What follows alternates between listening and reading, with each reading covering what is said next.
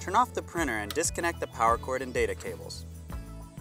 Connect yourself to an anti-static device. Place the printer on a grounded anti-static mat. Remove the media and ribbon. To remove the front panel, press on the detent button while sliding the panel off the hooks and out of the base. Loosen the two mounting screws about 1/4 inch or 7 millimeters. Remove the tear plate. Open the peel roller. Insert the peel assembly over the 2 screws and lift up.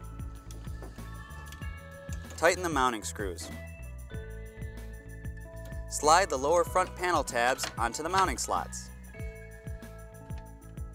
Snap it into place. Set the cable tie to the tie point.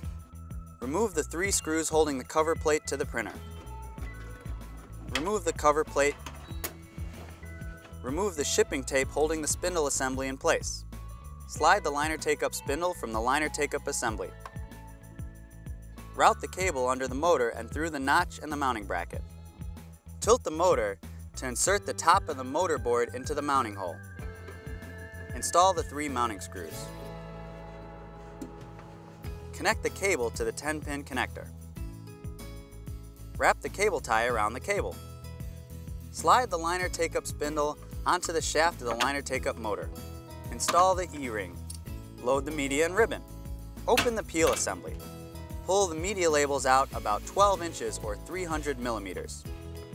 Peel the labels off the liner. Feed the liner into the peel assembly. Locate the notch on the spindle. Insert the liner under the notch and around the spindle. Turn several times to secure the liner. Close the peel assembly. Reconnect the power cord and data cables. Turn on the printer. Set the printer to peel off mode. Press home on the display. Press OK. Press the right arrow 6 times to go to print mode. Press the down arrow once to go to peel mode. Press home twice. Press feed.